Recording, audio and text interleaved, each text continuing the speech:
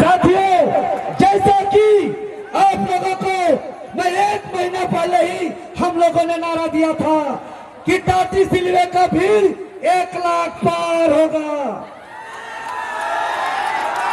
और आज धन्यवाद में 60-40 चलतों की नहीं, 60-40 यहाँ के हुक्मरान कहते हैं कि 60-40 चलतों।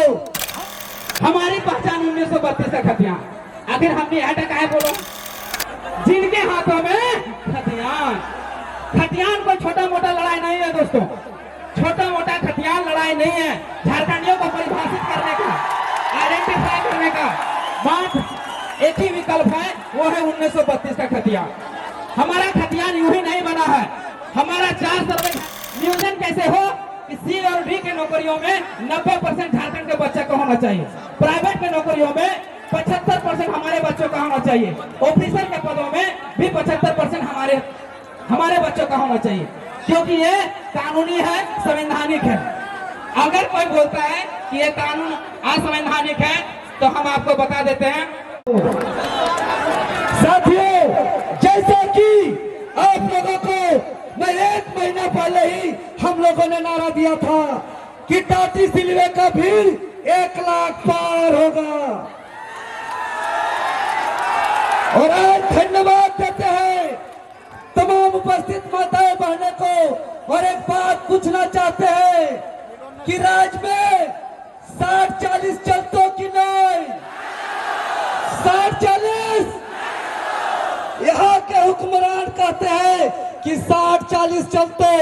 आज झारखंडी भाषा खतियान संघर्ष समिति स्थानीय टाटी सिलवे में जो अन्याय हो रहा है, चाहे वो रस्सी फैक्ट्री का बात हो, चाहे उषा मार्टिन की बात हो, चाहे स्थानीय झारखंड शिक्षा परियोजना परिषद के अधिकारियों की बात हो, जब भी केसेस के क्रांतिकारी साथियों ने 9 बजे रात तक सबको कैद करने का काम किया, रस्सी फैक्ट्री के मालिक को रात 2 बजे तक कैद करने का काम किया, और आज हम विश्वास दिलाना चाहते हैं कि झारखंडी भाषा खतियान संघर्ष समिति आने वाले हमारे 2024 में टाइगर जयराम दादा के नेतृत्व में हम लोग बदलाव करेंगे।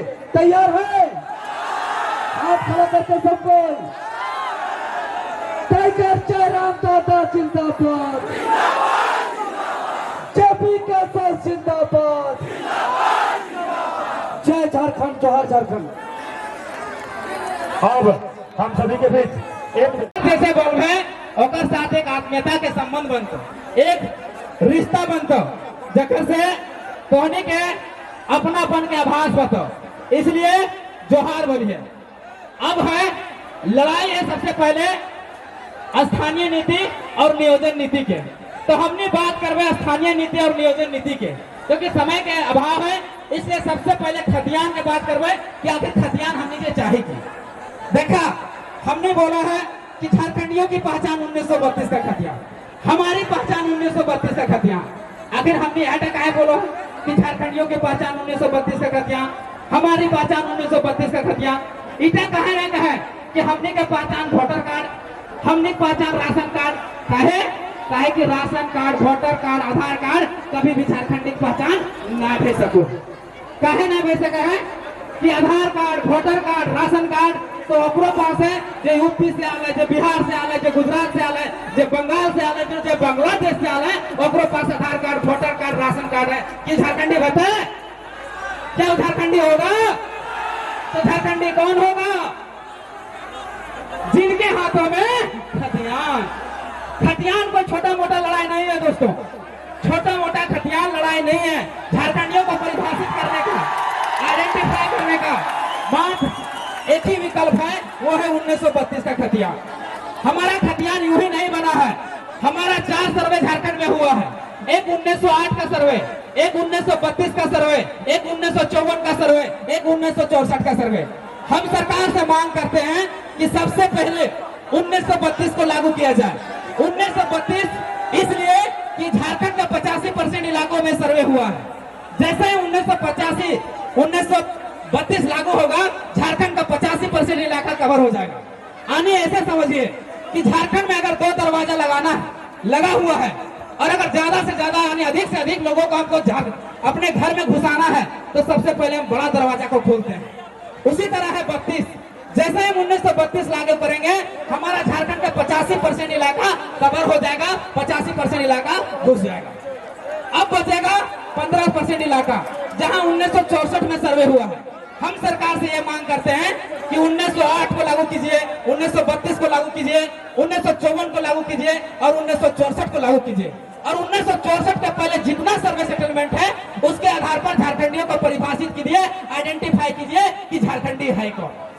यही हमारी मांग है। जैसे झारखंडी आइडेंटिफाई होगा, परिभाषित होगा, उस आधार पर सरकार को हम लोग मांग करते हैं कि उसके आधार पर नियोजन बनाया जाए। नियोजन कैसे हो कि सी और डी के नौकरियों में 90% झारखंड के बच्चे को होना चाहिए, प्राइवेट के नौकरियों में 75% हमारे बच्चों का होना चाहिए, ऑफिसर के पदों में भी 75% हमारे बच्चों का होना चाहिए, क्योंकि ये कानूनी है, संवैधानिक है। अगर कोई बोलता है कि ये कानून असंवैधानिक है तो हम आपको बता देते हैं, भारत का ही 2 राज्य हैं, तेलंगाना और आंध्र प्रदेश। तेलंगाना और आंध्र प्रदेश ने कुछ ऐसे लॉ लाए हैं, ऐसे कानून बनाए हैं कि वहां के 100% नौकरियां उन्हीं के हाथों में हैं।